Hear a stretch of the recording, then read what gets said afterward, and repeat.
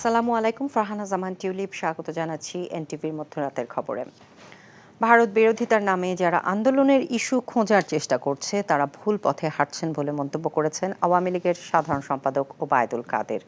শুক্রবার সকালে রাজধানীর মানিক মিয়া অ্যাভিনিউয়ে আওয়ামী লীগের ৭৫তম প্রতিষ্ঠা বার্ষিক উপলক্ষে র্যালি শেষে আলোচনা অনুষ্ঠানে এই মন্তব্য করেন তিনি। এদিকে নতুন প্রজন্মকে আওয়ামী লীগের প্রতি আকৃষ্ট করতে বঙ্গবন্ধু ও স্বাধীনতার ইতিহাস আরও বেশি করে প্রচারের আহ্বান জানিয়েছেন তথ্য প্রতিমন্ত্রী মোহাম্মদ আলী আরাফাত। তামজিদ সুমনের রিপোর্ট। এখন জন্ম সনদ দিয়ে খোলো বিকাশ স্টুডেন্ট অ্যাকাউন্ট। নিজের বিকাশ নিজে কর। আওয়ামী লীগের ৭৫তম প্রতিষ্ঠাবার্ষিক উদযাপনের অংশ হিসেবে ঢাকা উত্তর সিটি কর্পোরেশনের উদ্যোগে মানিক মিয়া এভিনিউতে বাইসাইকেল র্যালির উদ্বোধন করেন আওয়ামী লীগ সাধারণ সম্পাদক। পরে আলোচনা অনুষ্ঠানে কাদের বলেন, ভারত বিরোধিতার নামে যারা আন্দোলনের ইস্যু খোঁজার চেষ্টা করছেন তারা আবারও ভুল পথে হাঁটছেন। বলেন, দেশের স্বার্থ বিকিয়ে শেখ হাসিনা কখনোই কিছু করেন না। ভারত বিরোধিতার নামে আজকে আন্দোলনের ইস্যু খোঁজার চেষ্টা করছে, তারা আবারও ভুল পথে হাঁটছে। বিদেশে আমাদের প্রভু নেই, আপনাদের প্রভু আছে। ভারত আমাদের ৭১-এর পরীক্ষিত বন্ধু। আমরা যা করি বঙ্গবন্ধুর কন্যা বাংলাদেশের স্বার্থেই করেন। এদিকে রাজধানীর তেজগাঁও আওয়ামী লীগ কার্যালয়ে ইতিহাসের গতিধারায় বঙ্গবন্ধু থেকে শেখ হাসিনা শীর্ষক সংবাদচিত্র প্রদর্শনী পরিদর্শন করেন মোহাম্মদ আলী আরাফাত। শেখ হাসিনার নেতৃত্বে স্মার্ট আওয়ামী লীগ গড়ে তুলতে নতুন প্রজন্মকে আওয়ামী লীগে যোগদানের আহ্বান জানান তিনি। নতুন প্রজন্ম কেন আওয়ামী লীগ করবে? মুক্তিযুদ্ধের চেতনার পক্ষে চেতনাকে ধারণ করা, লালন করা এবং জনগণের মধ্য থেকে জন্ম নিয়ে জনগণের মধ্যে বেড়ে ওঠা। আর কোনো দলকে আছে মূলধারায় বাংলাদেশে? আর কোনো দল নাই। যারা আছে ক্যান্টনমেন্টে বিভিন্ন সামরিক শাসকের পকেট থেকে তৈরি হওয়া দল, অথবা মুক্তিযুদ্ধ বিরোধী অপশক্তি সরাসরি। আর কিছু হয়তো আছে দল যারা এত দুর্বল যে তারা শুধু চাই দাবি জানানোর বাইরে তাদের কোনো সক্ষমতা নাই। আওয়ামী লীগের ৭৫ বছর পূর্তি ও ৬ দফা দিবস উপলক্ষে এই সংবাদচিত্র প্রদর্শনীর আয়োজন করে ঢাকা জেলা আওয়ামী লীগ। Tamjid Sumon, NTV news, Dhaka. এদিকে দীর্ঘ অগণতান্ত্রিক শাসনে রাষ্ট্রের অস্তিত্ব বিপন্ন হতে চলেছে বলে মন্তব্য করেছেন বিএনপি মহাসচিব মির্জা ফখরুল ইসলাম আলমগীর। গণতন্ত্র ফিরিয়ে আনতে সমমনা দলগুলোকে সাথে নিয়ে আবারও যুগপৎ আন্দোলনের সামিল হতে দেশবাসীর প্রতি আহ্বান জানিয়েছেন তিনি। এদিকে দলের চেয়ারপারসনের জীবন সংকটাপন্ন উল্লেখ করে গণতন্ত্র পুনঃপ্রতিষ্ঠার জন্যই তার মুক্তির আন্দোলন বেগবান করা হবে বলে জানান তিনি। শুক্রবার বিপ্লবী ওয়ার্কার্স পার্টির এক অনুষ্ঠানে যোগ দিয়ে তিনি এসব কথা বলেন। মিজান রহমানের রিপোর্ট। এখন জন্ম সনদ দিয়ে খোলো বিকাশ স্টুডেন্ট অ্যাকাউন্ট। নিজের বিকাশ নিজে কর। শুক্রবার বিকেলে রাজধানীর সেগুনবাগিচায় বিএনপির যুগপৎ আন্দোলনের শরিক বিপ্লবী ওয়ার্কার্স পার্টির প্রতিষ্ঠাবার্ষিকীর অনুষ্ঠানে অংশ নিয়ে বিএনপি মহাসচিব বলেন, দেশ বর্তমানে সবচেয়ে সংকটকাল পার করছে। সুষ্ঠু ভোট ছাড়া দীর্ঘ অগণতান্ত্রিক শাসনে মানুষের জীবন জীবিকা সহ সার্বভৌমত্ব হুমকির মুখে।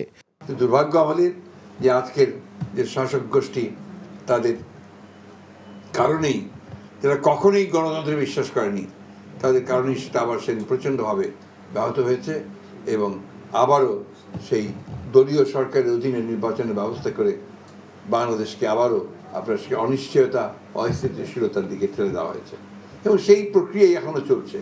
এখন এটা এমন একটা জায়গায় এসে পৌঁছেছে যে যেখানে বাংলাদেশের রাষ্ট্রের অস্তিত্বই বিপন্ন হয়ে পড়েছে। মির্জা ফখরুল বলেন, হাসপাতালে বেগম খালেদা জিয়ার অবস্থা সংকটাপন্ন।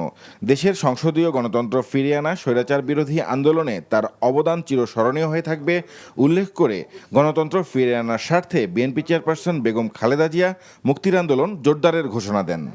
এখন সবচেয়ে বেশি যে প্রয়োজন, যেটা আমরা মনে করেছি, যে গণতন্ত্রের জন্য যিনি সবচেয়ে বেশি ত্যাগ স্বীকার করেছেন, যিনি এখনও আটক অবস্থায় আছেন, যার জীবন মৃত্যুর সঙ্গে যিনি লড়াই করছেন, সংগ্রাম করছেন, সেই দেশনেত্রী বেগম খালেদা জিয়াকে মুক্ত করার একটা আন্দোলন খুব জরুরি। এটাকে আমি আলাদা করে দেখতে চাই না। বাংলাদেশের ভেতর দিয়ে এছাড়া নয়াপল্টন কেন্দ্রীয় কার্যালয়ের সংবাদ সম্মেলনে সিনিয়র যুগ্ম মহাসচিব রিজভী আহমেদ বলেন, দেশবিরোধী চুক্তি করতে আন্তর্জাতিক ষড়যন্ত্রের অংশ হিসেবে বেগম খালেদা জিয়াকে কারাবন্দী করে রাখা হয়েছে।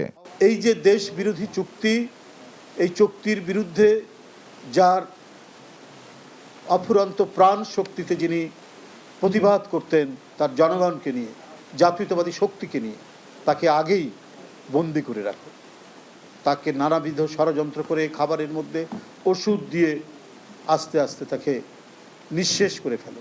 এই চক্রান্তের অংশ হিসেবে বেগম খালেদা জিয়া আজ 5-6 বছর ধরে বন্দী।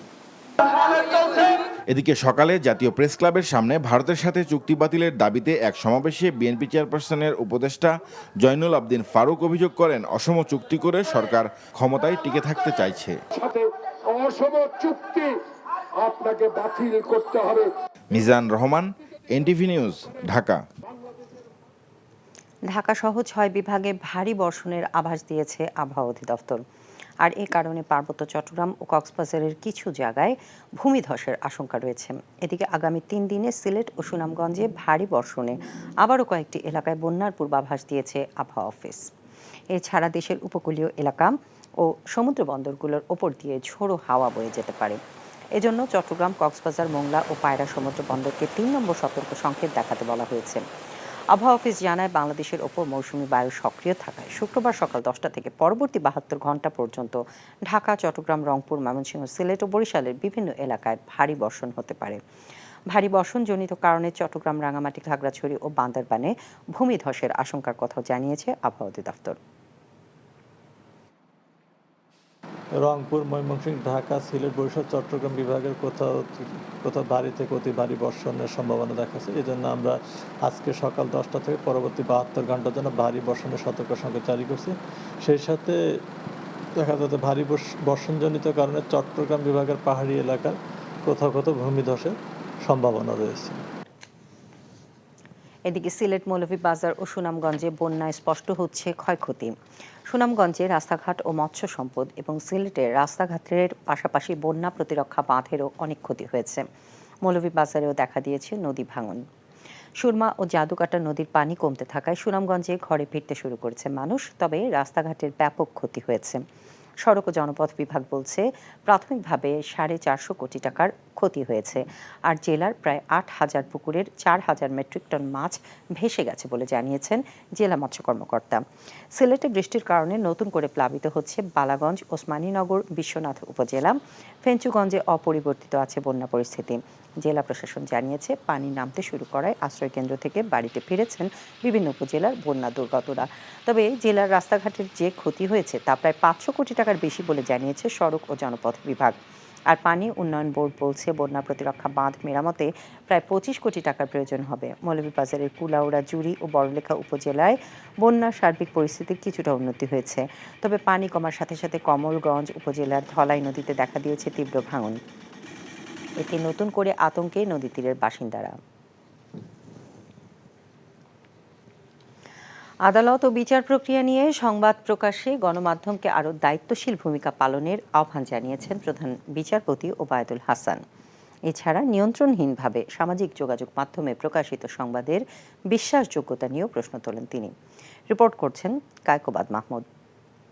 যতই ষড়যন্ত্র করুক, এ মাটির বুকে। শুক্রবার রাজধানীর আগারগাঁওয়ে মুক্তিযুদ্ধ জাদুঘর মিলনায়তনে মুক্তিযুদ্ধ বিষয়ক সাংবাদিকতার জন্য বজলুর রহমান স্মৃতিপদক 2023 প্রদান অনুষ্ঠানে কথা বলেন প্রধান বিচারপতি ওবায়দুল হাসান। এ সময় তিনি সাম্প্রতিক সময়ে বিচার প্রক্রিয়া সম্পন্নের আগেই মিডিয়া ট্রায়ালের সংস্কৃতিতে উদ্বেগ প্রকাশ করেন। বলেন, সংবাদ প্রকাশে গণমাধ্যমকে হতে হবে দায়িত্বশীল। বর্তমান পরিপ্রেক্ষিতে কিছু ঘটনায় আমরা কোর্ট ট্রায়ালের আগেই মিডিয়া ট্রায়ালের সংস্কৃতিতে উদ্বিগ্ন বোধ করছি। বিচার বিভাগ একটি সংবেদনশীল ক্ষেত্রও বটে। ফলে আদালত ও বিচার প্রক্রিয়া নিয়ে তথ্য প্রকাশের ক্ষেত্রে আমরা গণমাধ্যমের কাছ থেকে দায়িত্বশীলতা ও সচেতনতা প্রত্যাশা করি। কেননা একটি অপ্রকাশযোগ্য সংবেদনশীল তথ্য প্রকাশ বা তথ্যের ভুল ব্যাখ্যা সমগ্র বিচার ব্যবস্থার জন্য বিব্রতকর পরিস্থিতির জন্ম দিতে পারে। সামাজিক যোগাযোগ মাধ্যমে ব্যক্তি উদ্যোগে সংবাদ প্রকাশের বিষয়ে সচেতনতার আহ্বানও জানান প্রধান বিচারপতি ওবায়দুল হাসান। মানুষ এখন সামাজিক যোগাযোগ মাধ্যম থেকেই বেশিরভাগ সংবাদ জেনে নিতে পারছে। তবে সামাজিক যোগাযোগ মাধ্যমে নিয়ন্ত্রণহীন ব্যক্তি উদ্যোগে প্রকাশিত সংবাদের সত্যতা অনেক ক্ষেত্রেই প্রশ্নবিদ্ধ। এ বিষয়ে আমি সকলের সচেতনতা আশা করছি। এছাড়া মুক্তিযুদ্ধের চেতনা পরবর্তী প্রজন্মের মাঝে ছড়িয়ে দেওয়ার আহ্বান জানান প্রধান বিচারপতি। এর আগে তিনি ইলেকট্রনিক ও প্রিন্ট মাধ্যমে মুক্তিযুদ্ধ বিষয়ক প্রতিবেদনের জন্য 3 জনের হাতে পুরস্কার তুলে দেন। Kaikobad Mahmud, NTV news, Dhaka. আবারও অস্থির আলু ও পেঁয়াজের বাজার। সপ্তাহের ব্যবধানে কেজিতে 10 টাকা বেড়ে আলু বিক্রি হচ্ছে 60 টাকায়, আর পেঁয়াজের কেজি 100 টাকা ছুঁয়েছে। এছাড়া 50 টাকার নিচে কোনো সবজিই পাওয়া যাচ্ছে না। এমন দাম বৃদ্ধির জন্য মধ্যস্বত্বভোগীদের দুষছেন ক্রেতা ও বিক্রেতারা। মেজবা হাসানের রিপোর্ট। দুজনেই চাকরিজীবী এই দম্পতি বাজারে এসে পেঁয়াজের দাম শুনে চক্ষু যেন চড়ক গাছ। তাই তো বাজারের ফর্দটা বড় থাকলেও পরিমাণে কম কিনেও মেলাতে পারছিলেন না হিসেব। আমরা কোনো কিছু কিনতে পারছি না, নাগালের বাইরে। আর ডিম হচ্ছে আগে দেখা যেত সবাই খেতাম, দেখা যাচ্ছে যে বাচ্চাকেই দিতে হচ্ছে, আমরা তো ডিম খেতেই পাচ্ছি না। ঊর্ধ্বমুখী নিত্যপণ্যের বাজারে ঈদের পর কয়েক দফায় পেঁয়াজ, রসুন ও আলুর দাম বৃদ্ধিতে ক্ষুব্ধ ক্রেতারা যেন নিরুপায় হয়ে ছুটছেন এক দোকান থেকে অন্য দোকানে। এখন তো আলু ভাতা দিয়েও খাওয়া যাবে না, আলুর দাম এখন পারছি না। 60 টাকা কেজি আলু, 55 টাকা আলু, তো কি করে চলবো আমরা, কি করে আমাদের বাঁচবো? আমাদের বাঁচার তো কোনো পথ দেখি না। বাজেট ইনক্রিজ হয়েছে 10 to 20%। আগে 1 ডজন কিনতাম, অনেক হালি কিনি। মধ্যবিত্তের আয়ত্তের মধ্যে বাজার আসতে কেন পাচ্ছে না সরকার না মধ্যস্বত্বভোগী, কে দায়ী, এটা বের করতে হবে। বের করে বাজার নিয়ন্ত্রণ অবশ্যই করা জরুরি। সপ্তাহের ব্যবধানে আলুর দাম চালকেও ছাড়িয়েছে। প্রতি কেজি আলু বিক্রি হচ্ছে 60 থেকে 65 টাকা। গরিবের প্রোটিন ডিম খুচরা বাজারে ডজন বিক্রি হচ্ছে 160 টাকা। কোম্পানির প্যাকেটজাত ডিম বিক্রি হচ্ছে 180 টাকা। খুচরা ডিম এক কথা হয়েছে, যেটা বললাম 100 টাকা, 120 টাকা, 140 টাকা, এখন 180 টাকা। তো কাস্টমারের লগে খুব হয়, যার জন্য বক্সে ডিম বিক্রি করি। এটা কোম্পানিরই আছে, যদি আমাদেরকে কোনো ম্যাজিস্ট্রেটও ধরে বা আপনারা যদি কিছু বলেন, আমাদের ক্লু আছে, স্লিপ আছে, দেখাইতে পারবো। খুচরা কিন্তু কোনো স্লিপ নেই। পেঁপে সহ সব সবজির কেজি বিক্রি হচ্ছে 50 টাকার ওপরে। 15 টাকার নিচে মিলছে না শাকের আটি। উচ্চ মূল্যের কোনো যৌক্তিক ব্যাখ্যা নেই বিক্রেতাদের কাছে। অতিরিক্ত মাল নাই বলে গৃহস্থ মাল শর্ট, খালি মাল শর্ট। এদিকে কিছুটা কমেছে ব্রয়লার মুরগির দাম। কেজি প্রতি বিক্রি হচ্ছে 180 থেকে 190 টাকা। তবে বাড়তি দামে বিক্রি হচ্ছে মাছ, গরু ও খাসির মাংস। Misbah Hasan, NTV news, Dhaka. সরকারি খাল দখল করে অ্যাগ্রো ফার্ম তৈরির অভিযোগে আলোচিত সাদিক অ্যাগ্রোতে উচ্ছেদ অভিযান শেষে খাল খনন করছে ঢাকা উত্তর সিটি কর্পোরেশন। শুক্রবার দুপুরে রাজধানীর মোহাম্মদপুরের বেড়ি বাঁধের পাশে সাদিক অ্যাগ্রোতে দ্বিতীয় দিনে 1 ঘন্টার মতো খাল খননের কাজ করে ডিএনসিসি। কর্মকর্তারা জানান, ওই এলাকায় সকল দখলকৃত খাল উদ্ধারে টানা 3 দিন ধরে এই অভিযান চলবে।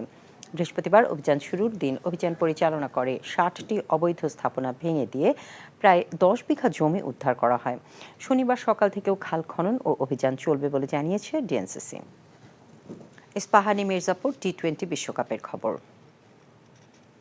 টি-20 বড়জোর একটি মেলার মতো, কিন্তু আসল পরীক্ষা টেস্ট ক্রিকেটে।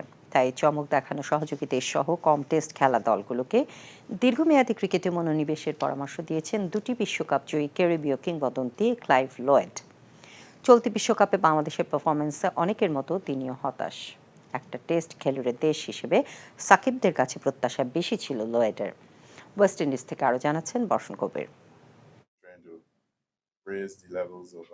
একে একে নিচ্ছে বিশ্বকাপের আলো। শেষের খুব কাজে চলে যাওয়া টুর্নামেন্টে হঠাৎই দেখা মিলল বারবাডোজের এক বিশ্ববিদ্যালয়ে জীবন্ত এই কিংবদন্তির।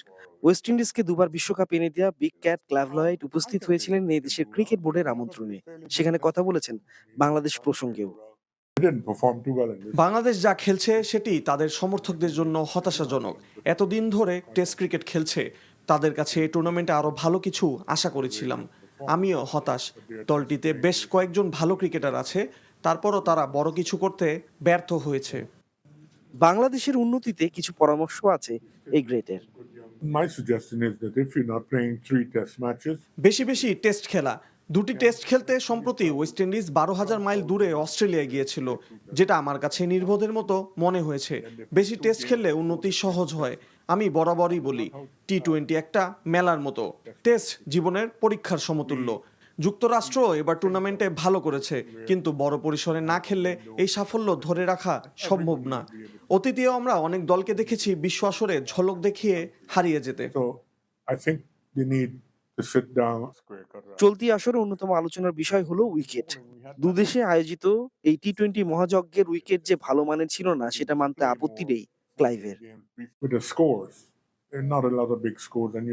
এ আসরে রান করতে গিয়ে অনেক সংগ্রাম করতে হয়েছে প্রতিটি দলকে, উইকেটে টিকে থাকার সংগ্রামই করতে হয়েছে বেশি।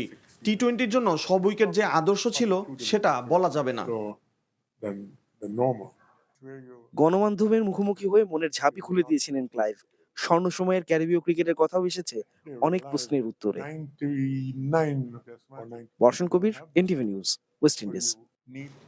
রাজশাহীতে আওয়ামী লীগের দুই গ্রুপের সংঘর্ষের জেরে যুবলীগ, ছাত্র এবং শ্রমিক লীগের সমাবেশ থেকে সাবেক পররাষ্ট্র প্রতিমন্ত্রী ও বাঘা চারঘাট আসনের এমপি শাহরিয়ার আলমকে অবাঞ্ছিত ঘোষণা করা হয়েছে। সভা শেষে সাহেববাজার 0 পয়েন্টে কুশপুত্তলিকা দাহ করা হয়। তার আধিপত্য বিস্তার নিয়ে গত 22 জুন মেয়র আক্কাস আলী ও উপজেলা চেয়ারম্যান লায়েব উদ্দিন লাভলুর অনুসারীদের সাথে স্থানীয় সংসদ সদস্য ও সাবেক প্রতিমন্ত্রী শাহরিয়ার আলমের অনুসারীদের ব্যাপক সংঘর্ষ হয়। এরই ধারাবাহিকতায় বুধবার আহত উপজেলা আওয়ামী লীগের সাধারণ সম্পাদক আশরাফুল ইসলাম বাবুলের মৃত্যু হয়। আর বৃহস্পতিবার তাঁর জানাজা পূর্ব বক্তৃতায় সিটি মেয়রকে হত্যাকারীদের মদতদাতা বলে অভিযোগ করেন শাহরিয়ার আলম। এই বক্তব্যের প্রতিবাদে শুক্রবার বিক্ষোভ মিছিল ও সমাবেশের ডাক দেয় আওয়ামী লীগের 4টি সহযোগী সংগঠন। বগুড়া জেলা কারাগারের কন্ডেম সেলের ছাদ ফুটো করে 4 আসামি পালানোর ঘটনায় ডেপুটি জেলার হোসেনুজ্জামান সহ মোট 4 জনকে সাময়িক বরখাস্ত করা হয়েছে। এছাড়া আরও 3 জনের বিরুদ্ধে বিভাগীয় মামলা দায়ের করা হয়। অতিরিক্ত মহাকারা পরিদর্শক শেখ সুজাউর রহমান জানান, দায়িত্বে অবহেলার কারণ দেখিয়ে বৃহস্পতিবার প্রধান কারারক্ষী সহ 3 জনকে এবং শুক্রবার ডেপুটি জেলারকে সাময়িক বরখাস্ত করা হয়েছে। মঙ্গলবার রাতে বগুড়া কারাগারের ছাদ ছিদ্র করে জেলখানার উঁচু দেয়াল পার হয়ে পালিয়ে যায় মৃত্যুদণ্ডপ্রাপ্ত 4 আসামি। শুক্রবার ভোররাতে শহরের চেলোপাড়া চাষি বাজারের সামনে থেকে তাদের গ্রেফতার করা হয়। হঠাৎ অসুস্থ হয়ে পড়ায় জাতীয় সংসদের ডেপুটি স্পিকার ও পাবনা 1 আসনের সংসদ সদস্য অ্যাডভোকেট শামসুল হক টুকুকে পাবনা থেকে জরুরি চিকিৎসার জন্য হেলিকপ্টার যোগে ঢাকায় আনা হয়েছে। শুক্রবার বিকেল 3:30টায় বেড়া আব্দুল খালেক স্টেডিয়াম থেকে নৌবাহিনীর হেলিকপ্টার যোগে তাকে ঢাকায় নেওয়া হয়। এর আগে সকালে বেড়া বিপিন বিহারী পাইলট উচ্চ বিদ্যালয় মাঠে বৃক্ষরোপণ কর্মসূচি উদ্বোধনী অনুষ্ঠানে প্রধান অতিথি হিসেবে অংশগ্রহণ করেন টুকু। এ সময় হঠাৎ তিনি অসুস্থ বোধ করেন এবং হেলে পড়েন। তাৎক্ষণিকভাবে তাকে বেড়া উপজেলা স্বাস্থ্য কমপ্লেক্সে নেওয়া হলে কিছুটা সুস্থতা বোধ করায় তাকে নিজ বাসায় নেওয়া হয়। পরে উন্নত চিকিৎসার জন্য তাকে নৌবাহিনীর হেলিকপ্টার যোগে ঢাকায় আনা হয়। বিষয়টি নিশ্চিত করে বেড়া উপজেলা নির্বাহী কর্মকর্তা মোর্শেদুল ইসলাম জানান, তিনি মোটামুটি সুস্থ আছেন, কিন্তু তার হার্টের অবস্থা ততটা ভালো নয়। প্রবাসের খবর। প্রবাসীদের পাঠানোর রেমিটেন্সে দেশের অর্থনৈতিক চাকা সচল রয়েছে বলে জানান ধর্মমন্ত্রী মোহাম্মদ ফরিদুল হক খান। এনটিভি মদিনা প্রতিনিধি ফরহাদ জানান, যুবলীগ মদিনা শাখা আয়োজিত মতবিনিময় সভায় একথা বলেন মন্ত্রী। প্রবাসীদের হয়রানি বন্ধে কার্যকরী পদক্ষেপ নেওয়ার উদ্যোগ নেবেন বলে আশ্বস্ত করেন তিনি। সংগঠনের ভারপ্রাপ্ত সভাপতি মুজিবুর রহমান সরকারের সভাপতিত্বে অনুষ্ঠানে প্রধান বক্তা ছিলেন কেন্দ্রীয় যুবলীগ নেতা শাহিন মালুম। রাশেদ জিকরা ও শাহাদাত হোসেন মজুমদারের যৌথ সঞ্চালনায় অনুষ্ঠানে বিশেষ অতিথি ছিলেন আবুল বাশার, মাসুদ জিকরা ও মাসুক মিয়া।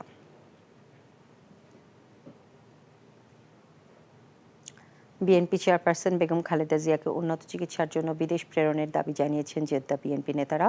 এনটিভি জেদ্দা প্রতিনিধি মাসুদ সেলিম জানান, সারে হেরা নুজা আল নাইম বিএনপি ও পশ্চিমাঞ্চল কেন্দ্রীয় শ্রমিক দল আয়োজিত সভায় সভাপতিত্ব করেন আবুল কালাম সওদাগর কামাল। মহানগর বিএনপির সাধারণ সম্পাদক মোহাম্মদ তসলিম উদ্দিনের সঞ্চালনায় প্রধান অতিথি ছিলেন বিএনপির কার্যনির্বাহী কমিটির অন্যতম সদস্য আব্দুর রহমান।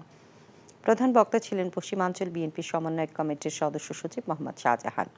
বিশেষ অতিথি ছিলেন পশ্চিমাঞ্চল যুবদলের সভাপতি বাহারুদ্দিন বাদল সহ অন্যরা।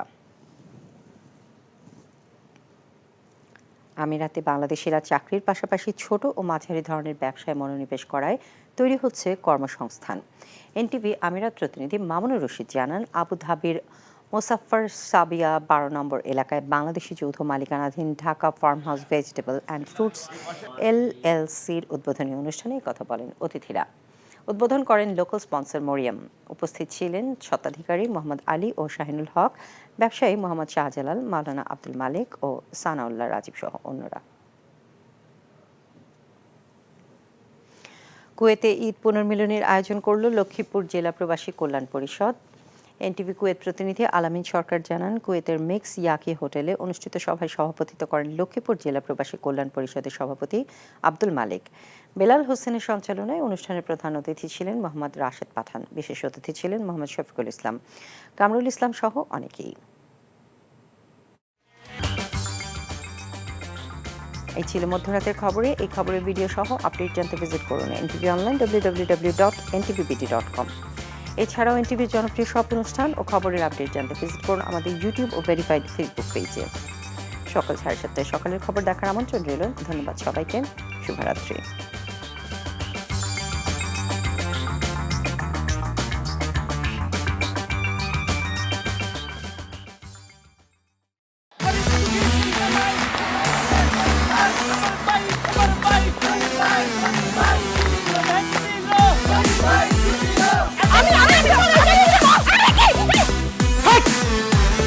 কি ধরনের আকাম করেছে জানো? শালা বিয়ে করলো দুখান, কিন্তু ফেসবুকে রিপোর্ট করেছে একখান। মেজাজটা আমার তো হট হয়ে রয়েছে অনেক আগ থেকে। আমি আমার জান পাখি, সোনা পাখি, টিয়ে পাখি, কি করতেছো? ফেসবুকে একটা পোস্টে অ্যাংরি রিঅ্যাকশন দিচ্ছিল। Don't touch my body. বড় বউয়ের প্রতি অনেক কি বেশি না মায়া মহব্বত। যাও তারে গিয়া দেখাও, আমার কাছে আইছো কেলা? প্রথমে আমার ঘরে না এসে আমার চোখের সামনে দিয়ে গট গট করে ছোট বউয়ের রুমের মধ্যে চলে যাও কোন সাহসে? আমি ভাবছিলাম তুমি বড় বউ বড় বইনের মতো থাকবা, কিন্তু তুমি বাইরে হচ্ছ আস্তে একটা ডাইনি বুড়ি। আমি সাক্ষাৎ ডাইনি আর তুমি সোনার ময়না পাখি। চুপ করো। ওরে খোদা, কান্না কাসুল। গুলশান বানানির মায়েরা যেমন চুল কালার করে না, আমার তো মনে হইতেছে গনি মিয়া কোনো গুলশান বানানির মডার্ন মায়ের প্রেমে পড়ছে। আমি জীবনে বিয়ে যদি করি একখান করবো, দুইখান করবো না। তোর তিনটা আমার করবো। আরে কি করতেছ? আরে বাইরে করতে বাইরে যা কইছি শুনো, গড়তে বাইরে তুমি কি করতেছ তুমি? কোথায় যাচ্ছ স্বামী আমার? হ্যাঁ, তুমি ছাড়া মোর কোনো গতি নাই। তোমার ঘরে একটুখানি দাও ঠাই। দেখাই দিচ্ছে ছোট বউ তার আসল রূপ, নাগিনী সাপিনী। শুনছি ভালোবাসা টিকে থাকে বিশ্বাসের উপর। আমার উপর তোমাদের সেই বিশ্বাস ছিল, আজকে দেখতেছি আমার উপর আর কোনো বিশ্বাস নাই। যেহেতু বিশ্বাস নাই, তোমাদের সাথে থাকার কোনো ইচ্ছা আমার নাই।